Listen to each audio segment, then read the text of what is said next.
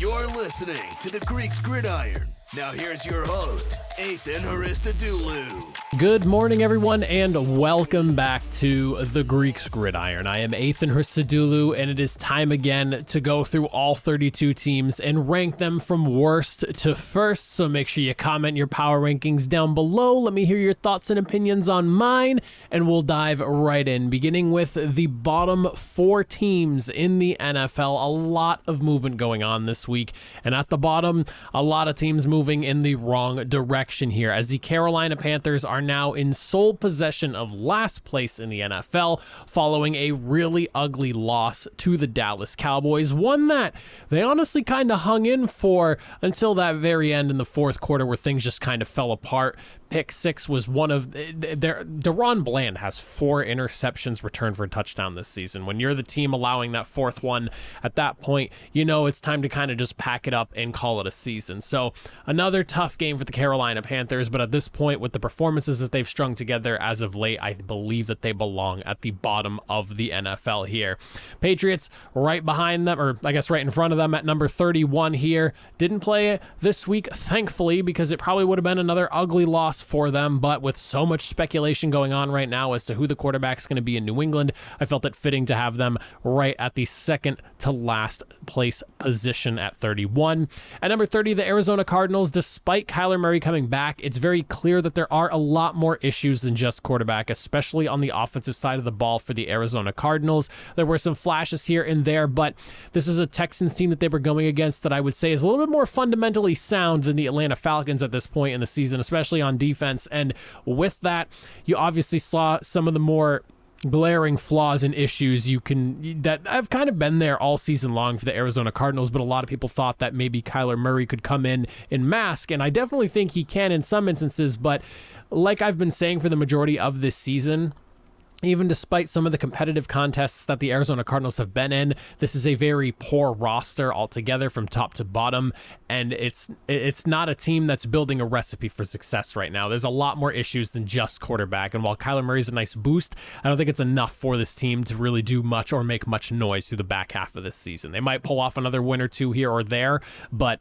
I think they are what they are at this point in the season, Kyler Murray or not. And then at number 29, the Tennessee Titans continuing to just tumble their way down to the bottom of the NFL in a season where things have just kind of fallen apart. You opted not to trade Derrick Henry or move DeAndre Hopkins, who I understand you went after in free agency, but the way the contract was structured, you could have traded him away and not gotten off completely free, but you really weren't taking too bad of a hit if you wound up moving him in a trade. So I think you kind of did a little bit of a disservice to Derrick Henry unless he just did not want to leave. I think you're doing a disservice to DeAndre Hopkins right now. I understand you're trying to work with Will Levis and see what you got there, but those are two guys that I just really wish I could be watching on winning football teams right now. And this is another one of those teams that, following the loss that they had this week, have just kind of found themselves looking towards next year in this offseason. So it is what it is with Tennessee. This is not the season I expected them to have. I thought they'd be a little bit more competitive. I thought maybe Ryan Tannehill would have more of a bounce back season, but it has just been ugly for the Tennessee Titans. Moving into the next four at number 28, we have the Chicago Bears, and I've got to say congratulations to the Bears for not moving and somehow finding a way to go down on the power rankings this week following a catastrophic loss in the fourth quarter against the Lions this week. I can't believe they lost that game. I really can't. And at this point, with Matt Eberflus being a defensive-minded head coach, I don't really see a scenario where the Bears somehow in their minds can put up the idea of we can keep Justin Fields and Matt Eberflus together next season. Whether they believe that Justin Fields is their quarterback or not going forward is kind of irrelevant to this point. When you have a defensive-minded head coach and your defense is blowing leads the way they are in the fourth quarter of games, and your defense has looked the way it has despite the amount of additions they had this offseason in a unit that honestly should have been vastly improved just based off of what was on paper, they have got to be looking at a head coaching change at the end of this offseason. I think that it's paramount to whether you try to continue with Justin Fields or if you plan on moving forward with like Caleb Williams or somebody else, Drake May in the draft, whoever they wind up going after, because it feels like it's going to be quarterback as well. They've got to do a full-blown reset. I like what they have as far as like the front office is concerned, but I think coaching needs a change over there in Chicago, and I think we are heading in that direction. At number 27, the Washington Commanders. My goodness, somehow you managed to lose a game where you have 9 sacks altogether, but when you turn the football over 6 times throughout a game, of course you're going to lose. And somehow, some way, you let the New York Giants muster up 31 points. Honestly, they could probably be lower right now, but I am still giving the Commanders some slight credit for some of the performances they've had at this point in the season. I mean, they have had some really tight games with the Philadelphia Eagles. It makes absolutely no sense. Like, you go down absolutely swinging to the Eagles in 2 losses that you have this season, but then on top of that, you're getting completely dog-walked by the Giants in one game, and then the other game, while things didn't get out of hand for you defensively, offensively, you've mustered up next to nothing as far as offensive production goes against the Giants team that has not really been great this year themselves. At number 26, the New York Giants, they move up 6 spots here, and I've got to say, it's not like it was some massive victory over the Washington Commanders by any means this past week, but you do muster up 31 points with, is it Tommy DeVito as your quarterback there? For whatever reason, his first name does not stick to me. The last name, yes, DeVito, but the first name for whatever reason, but I believe it's Tommy DeVito, has multiple touchdown passes, something that I saw this little piece of nugget, I can't remember from where, but something that we have not seen yet from a quarterback in Pittsburgh to this point in Kenny Pickett. He has multiple touchdown passes in the last couple of games. That's something that Kenny Pickett has not done in his career to this point. He was a first-round pick last year. But, I mean, it seems like the team's at least rallying around him and trying to put some stuff together, and that was the most complete game that we have seen, offensive line issues aside, because I feel like that is something that needs to be mentioned here. 9 sacks is a lot of sacks to be taking, but that was probably the most complete game you're going to get from the Giants this season, aside from maybe like that win that they had over the Arizona Cardinals where they came back and won, 31-28 earlier in the season. But at this stage, with the current form of the Giants, that was a pretty impressive and complete win over their division rival Commanders. And then at number 25, the New York Jets, as they continue to just work their way down the power rankings week after week, as the offense just continues to crumble and fall apart at the very seams. This is one of those things where it's like, where does this team go? Because there was the conversation that, maybe if this team's in playoff contention, or even just in the conversation that, Aaron Rodgers could make a comeback mid-December, and maybe we see some sort of miracle playoff run, or at least a very strong effort and fight to the finish line. But at this point, I don't really know how the Jets are going to muster up any wins. And I understand that defense has been great. And it's one of those things that I absolutely hate in the NFL. I cannot stand watching fantastic defenses go to waste because of inept offenses. It irks my soul. But here we are talking about it with the New York Jets in what was supposed to be an exciting year with Aaron Rodgers under center. Instead, we watched Zach Wilson get benched in the third quarter for Tom Boyle, one of those two, one of the T names. And oh man, the Jets, it's one of those frustrating teams. I hate watching defenses go to waste like this because they are so good defensively, but what are you going to do when your offense is just 3 and out, turnover, injuries? It's just an absolute mess in New York right now on both sides of the Meadowlands. You don't really get a winning team either way, but at least, the Giants can muster up something at this point in the season offensively. At number 24, we're looking at the LA Rams here, moving up 3 spots in what was a kind of a wonky win over the Seattle Seahawks. I actually picked the Rams to win that game. I did not expect them to win the way they did, though, and kind of getting a little bit of help. You lose Kenneth, and we're talking Seahawks here, but you lose your running back in Kenneth Walker. Geno Smith goes down late in the game, and you have to wonder, does Geno Smith throw the interception that Drew Lock does that essentially puts you in position to win that game if you're the LA Rams? I don't really know, but you do got to give them credit because despite what kind of happened and transpired at the end where a lot of things just kind of fell in their favor, they hung around for 60 minutes and they were in position to have something like that turn in their favor and ultimately come away with a victory and sweep their division rival Seahawks. Not something I think anyone had on their bingo card prior to this season here. Maybe an upset victory, but a sweep, not something I expected this year. But hats off to the Rams. Very competitive fight to the finish, getting it done at home against a team that has a lot of playoff aspirations at this point, and just improbable victory in a very improbable manner, I guess is the best way you can put it. At number 23, Atlanta Falcons, they didn't play this week. They move up just because there's a lot of suck going on below them right now, so they benefit from that. So hats off to the Falcons on a job well done during their bye week. The Chargers. -5. Fire Brandon Staley, fire Brandon Staley, fire Brandon Staley, and the entire coaching staff that is in LA. Why are the Chargers in LA? Why are they not in San Diego? Why is Brandon Staley still the head coach of this team? Why are the Chargers in the position they are in with a unbelievable young quarterback and so much talent on both sides of the ball? Unfortunate, because it's probably going to be a season-ending injury for Joey Bosa as well. Fire Brandon Staley. And then at number 21, the Green Bay Packers getting a nice victory at home, 23-20 over those fire Brandon Staley Chargers that we were just talking about. Listen, this is a team, and we've kind of talked about it, and they've floated around this spot all season long. And I really don't I feel like I'm beating a dead horse by bringing it up every single week, but it is what they are. They're a young team, inexperienced. They're going to make mistakes on offense. Offensively, they're a young team. Defensively, not so much. But offensively, they're very young. They're very inexperienced. It gets talked about during the broadcast of all their games each and every single week. They will not win games pretty by any means, but when you give them the opportunities that the Chargers did in this past week, they're going to get a victory on you, especially at home in Lambeau. Lambeau is still a fun place to play. It is still one of those more intimidating places to play, with all the rich history and it being, the Green Bay Packers and whatnot. But if you give them an opportunity, there is enough talent to get things done. I just cannot believe that the Chargers blew that game. So fire Brandon Staley, and hats off to the Packers for getting a win at home. Moving into the next four, at number 20, Tampa Bay Buccaneers, tough loss for them against the San Francisco 49ers team that is just, they're back. I mean, and I really had, when I was making my picks this week, that was one of those games that I didn't really have to put too much thought into. I was I always like to try to dive into the weeds of each game and bring some stuff up when I make my picks to discuss with you all. But I mean, when you were looking at that matchup and just the direction that the offense is heading over in Tampa Bay right now, and where it looks like the 49ers are back and healthy, I mean, not really surprised they lost the way they did.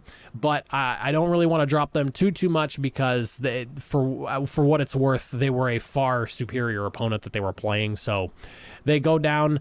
Could you argue maybe they belong a little bit lower? Absolutely. You're not going to get much of an argument from me. At number 19, the Raiders going down with a fight to a Miami Dolphins team that some people had heavily favored, but honestly, that game went about as exactly as I expected it to.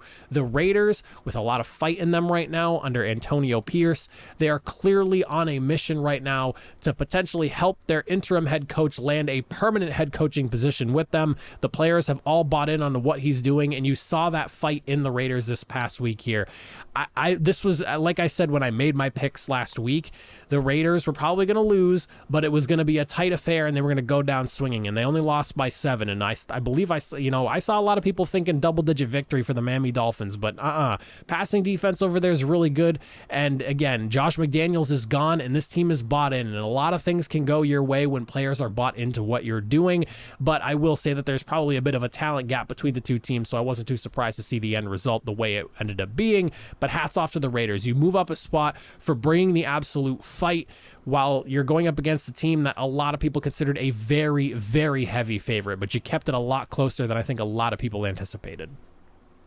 At number 18, and honestly, you could probably argue that this team belongs a little bit lower, the Cincinnati Bengals, man. Talk about just a tough blow.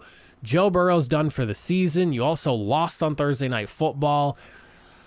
They probably belong a little bit lower than this because I really don't know how the Cincinnati Bengals are going to pull out victories with, is it Jake Browning is their quarterback now going forward as the starter? I mean, I guess we'll just have to kind of wait and see what he can do. There's still plenty of talent on the offensive side of the ball, but despite investments to the offensive line, the Bengals have struggled with protecting their quarterback, and it just continues to be an issue there. And that's like part of the problem. For me, as somebody who grew up rooting for the Colts, I think one of the worst tastes in my mouth was just, looking at the offensive line that the Colts had throughout the majority of Andrew Luck's career and just the amount of punishment he took and all the injuries and everything. And I know that they finally kind of put it together at the very final couple of years of his career, if you even want to say a couple of years.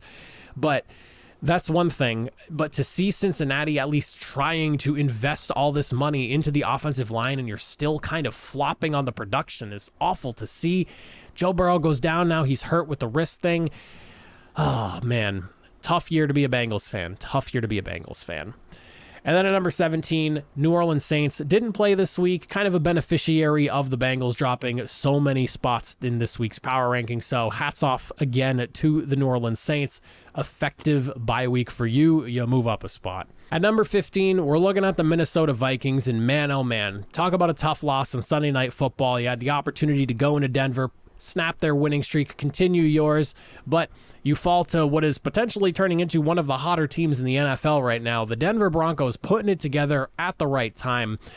The fumbles, and just the inability to slow down the pass rush that just got out of control late in that game. The Broncos, man, I don't know where that defense came from, but it has been firing on all cylinders the last few weeks, and that's really where this game ended up kind of being lost. It was a pretty good and competitive game, but even late, it felt like Denver was really starting to swing the momentum their way, especially defensively. And that offensive line, which is no slouch over in Minnesota, just not up for the task. And I've got to give Denver credit for what they did. They completely just shut down what was going into this week the hottest team in the NFL. And now they come out of this week as one of the hotter teams in the NFL, arguably the hottest team in the NFL right now in the Broncos. But tough week for Minnesota as the offense kind of comes back down to earth a little bit here. I will say, though, that I'm very, very excited for what this Vikings offense could look like with Justin Jefferson. Selfishly, as a fan, I'm hoping that we get to see him this week, but the realistic person in me kind of thinks that we're probably not going to see him till after the Vikings bye week, but I'm really hoping we get to start seeing this offense with Josh Dobbs and a Justin Jefferson connection, because I think things could get really fun to watch with an elite, maybe best, I argue, the best wide receiver in the NFL, and Justin Jefferson catching passes from him. At number 14, the Seattle Seahawks. And again, we kind of touched on this a little bit when we were talking about the Rams earlier. Just really, really unfortunate circumstances, because even though they kind of let the Rams hang around the entirety of the game, there was a real point in that game where I thought that the Seahawks were going to potentially really open things up and not necessarily run away with the game, but win handedly enough that you'd feel comfortable about the way the game went. However, Kenneth Walker definitely slowed things down for you early in the game, and then losing Geno Smith late in that game, Drew Lock throws the interception that kind of really throws things to hell for you guys. Just a very unfortunate kind of victim of circumstance loss. I don't really want to hold this one too much against the Seahawks here. You could obviously argue that, they did let the Rams hang around for the entirety of the game for all that to happen, and then the Rams take advantage, but at the end of the day, games are won and lost by a ton of things. You can't necessarily just say that, the Seahawks only lost because Geno Smith went down late in that game. There's a lot more that goes into it than that, but I do think that they were a little bit of a victim of circumstance in their loss, so I'll keep them where they are. I'm not really going to hold that loss to a divisional opponent too much against them. And then at number 13, bit of a correction here for the Denver Broncos at this point, because with 4 games in a row now with a big win in primetime football, the Broncos might be back from the dead. And I did not expect to be saying that at any point this season. A defense that allowed 70 points to the Miami Dolphins, and honestly, it could have been more if Mike McDaniel chose to show no mercy and just continue to run up the score. We could have probably seen 80 points put on them. Somehow, some way, in the last 3 weeks, we've seen the Vikings, Bills, and Chiefs all fall to the same Denver Broncos team, and that defensive front is just coming alive and decimating offensive lines. I don't know where any of this came from. The offense is still hit or miss depending on the week, but I will say that with Russell Wilson at the helm, and he's playing some pretty good football right now, if the rest of their skill players could just kind of piece it together and that offensive line could get it together, some of the issues and mistakes like miscues and things like that, like the ineligible lineman down the field type thing, like if we could just clean some things up, Denver could potentially be a playoff team. The way their roster is built on paper, it's a contender. It should be a contender. You have a excellent group of guys in your secondary. Somehow, some way, your defensive front has put it together, especially your pass rush, that you're starting to shut things down against the pass. And I mean, on paper, Cortland Sutton, Jerry Jeudy, Javonte Williams, you got a decent group of guys there.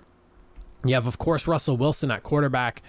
this is a team that should be competitive, and we're starting to actually see the team that they are on paper come to fruition now. So Broncos as a playoff team at like number 7 or 6, probably not going to win the division, but at number 7 or 6, not too far-fetched. Moving into number 12, we got the Pittsburgh Steelers falling 3 spots here. Offense over there just is not easy to come by, and I know you Steelers fans are all going to be saying it. I hear it constantly, but I won't be too shocked to hear the calls again to fire Matt Canada. And listen, something has got to be done offensively over there in Pittsburgh. I don't know if Kenny Pickett's the answer anymore. He was someone that I was very excited to kind of see how his career played out in Pittsburgh. I thought he landed in a really good place, really good coaching staff, but my goodness, is that offense bad. And, for what it's worth, you're going up against the Browns, who have the best defense in the NFL right now, so there is that to at least kind of take away from the game, but oh boy, is it just not pretty over there. Thankfully, they have a phenomenal defense that can help them hang into all these games, but they have got to sort it out offensively over there.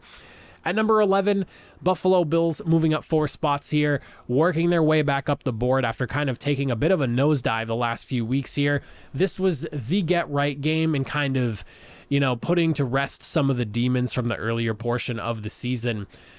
Playing clean football, not making mistakes.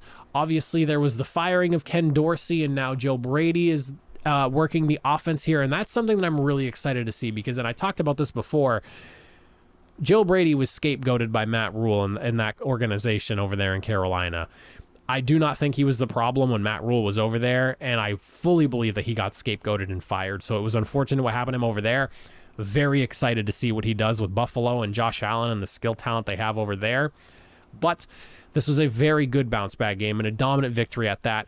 And you handled a pretty good, or a damn good defense at that, fairly well.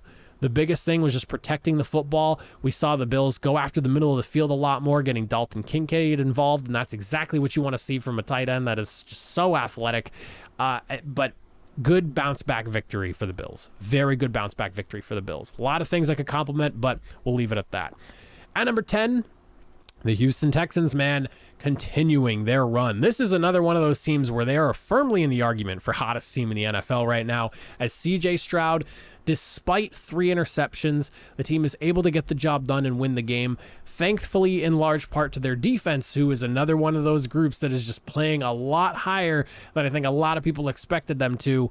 But even in a situation where I think C.J. Stroud looked the most rookie he has all season, he showed zero wavering in his ability, zero, no lack of confidence, at no point did he look like he was crushed by the mistakes he was making. And that is exactly what you want to see from your rookie quarterback who has been having the season that he has. And then for him to kind of, in the face of adversity, despite the kind of mistakes he's making, just continue to be willing to sling it. Obviously, at some point, you want to make sure that doesn't get too crazy, but this is the first time that we've seen it from him, and the Texans still got the job done. On top of that, Tank Dell, really good at football. I am all for it. Very good at football, Tank Dell. Very good. And then at number 9, the Cleveland Browns, as we talked about, defense best in the NFL right now. I think that is a very good argument to have there. Just the way that they are getting things done, shutting down offenses, still finding ways to win despite losing their starting quarterback for the season in Deshaun Watson and not really having him for the majority of the season and only really getting like a game or two out of him that was really good. And I don't even know if really is the right word to throw in front of good there. You could just say good. But, I mean, at this point, it feels weird to have Cleveland at number 9 because their offense is just not the greatest to watch, but that defense, man, is just so damn good. Moving into the top 8, though, as we get into the better teams of the NFL to the best teams of the NFL. At number 8, Jacksonville Jaguars staying put. Dominant victory over your Tennessee Titan rival. That was the game that I think they needed to have, and a bounce-back game at that after suffering at the hands of defeat in an embarrassing defeat of the San Francisco 49ers. That was the type of victory they needed to get themselves back on the right track. Good job by them. The Dolphins at number 7, staying put. As I mentioned when we were talking about with the Raiders, a little bit concerned as to just how much of a problem that the Raiders wound up being for the Miami Dolphins, but altogether, they got out of that game, and most importantly, they got out of that game fairly healthy, despite some of the injury concerns we were seeing during that entire game. Devon Achane came back from injury, left because of injury. We saw Tyreek Hill leave for a little bit, but he ended up coming back in a game where you're just trying to get the victory and stop seeing some of your most important players go down with injury. You at least came away and you beat an opponent that you should be beating.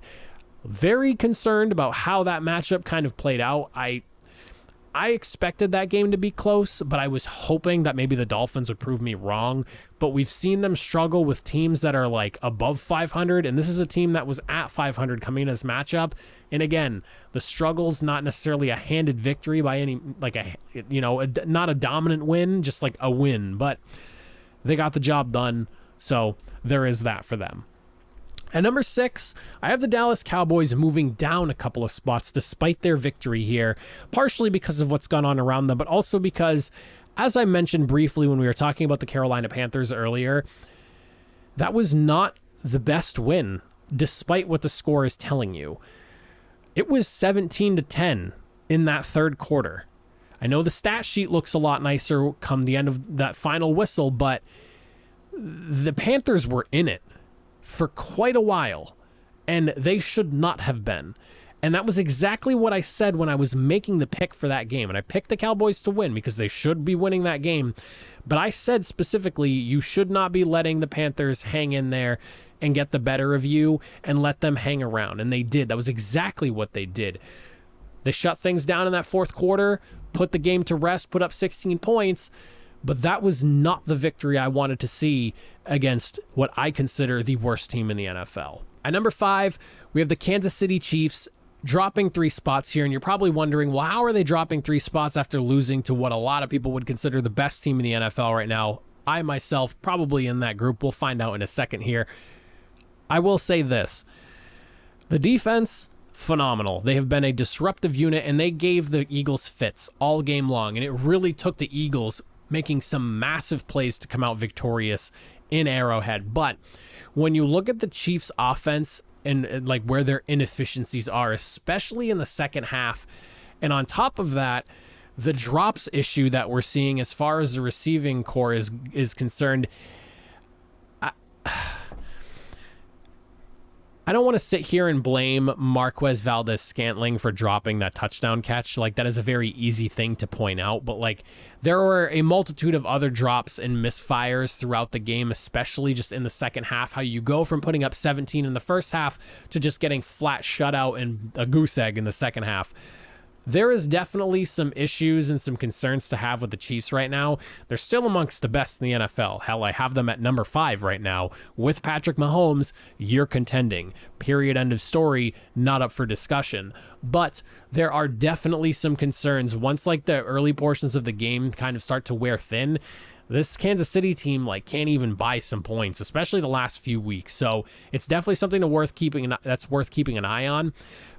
Drops, and just the inability to finish off drives when it matters most in the second half. And again, I don't want to just completely put the loss on Marquez Valdes-Scantling. That's definitely not. And Patrick Mahomes, even in his post-game press conference, said it really well. He's like, hell, I threw an interception literally in the end zone earlier in the game. That could have been 6 points for them, and it would have been the deciding points for that. So there is that. There's a lot of things that went wrong in that game. It's not, offensively, not defensively. A lot of things went wrong offensively in that game for the Chiefs. It's not just on Valdes-Scantling for that one drop. Obviously, it's a glaring drop because it's at the end of the game, but there's a lot that went on. And then moving into the top 4 teams to wrap up the power rankings this week. At number 4, Detroit Lions falling a spot here, mainly because you should not be in a position the way you were with the Chicago Bears. Hats off to you for getting the job done and winning that game late, but it took a phenomenal and epic collapse on the Bears defense for that to happen. So I will give you credit where it's due for winning that football game and storming back. It was exciting. It was very fun to watch, but that was not a position you should be in. Very ugly game with all the turnovers, the 3 interceptions from Jared Goff. Jared Goff. A lot of ugly things that we saw from the Lions. I'm glad they got the win, but that concerned me a little bit. For a team that's 8-2, you should not be having games like that against a team that is currently sitting at 3-8.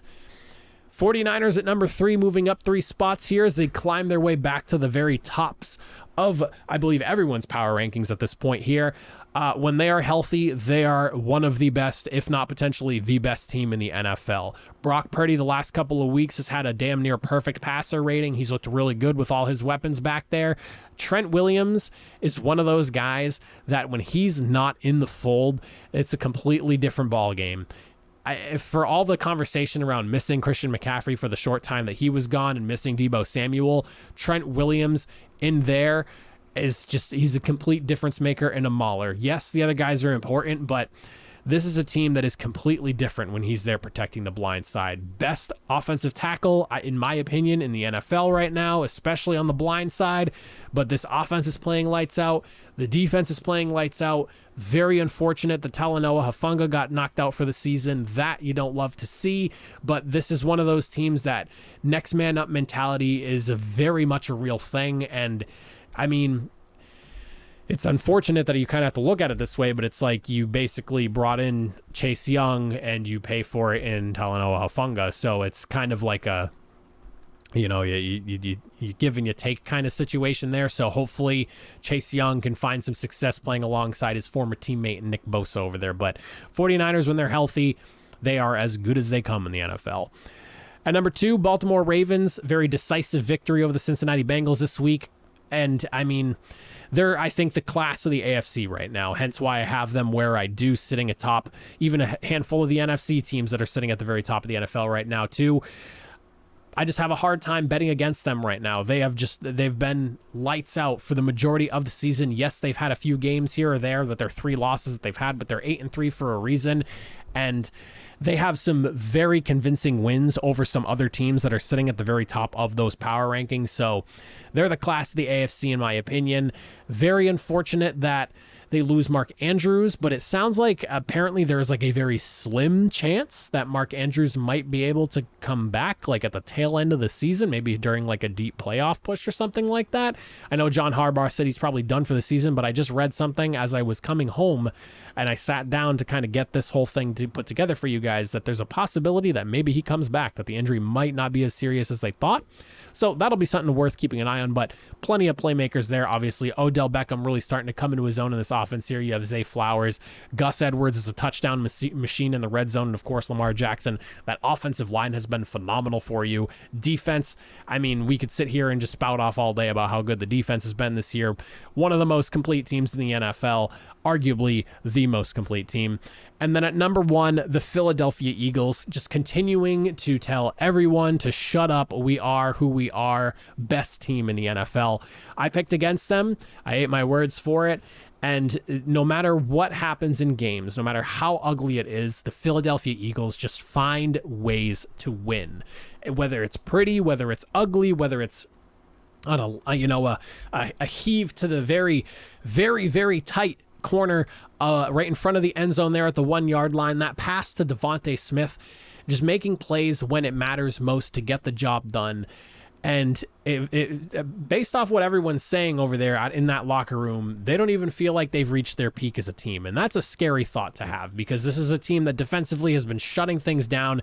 They can, like in the first half of that game, they felt like their run defense was a little soft because they were respecting the threat of Patrick Mahomes. But once they kind of stiffened up in the run game there and they shut things down, because Isaiah Pacheco was running hard early in that game. Once they stiffened up, they forced these receivers to make plays, and they locked up Travis Kelce. They did a great job doing so, and that's not something that's easy to do.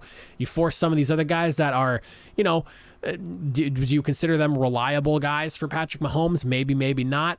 Obviously, you saw a handful of drops that really hurt the Chiefs in some big situations there, and they basically made the Chiefs win by throwing the football, and they couldn't get the job done. So the Eagles get it done one way or another, and it's really impressive the way they do it, whether it's by their offense or their defense. They can beat you in every which way possible, and they are 9-1 on the season, and I don't know how you could argue anyone else at the very top. But those are my power rankings for week number 12. Thanksgiving week is coming up. We have football from Thursday to Friday to Sunday. There is so much NFL action. My picks will come out earlier this week, so make sure you check those out. I'll have them up on Wednesday for you all. But that is it for me. I appreciate if you made it to the end of the video. As always, I will see you all next time. Have a good one.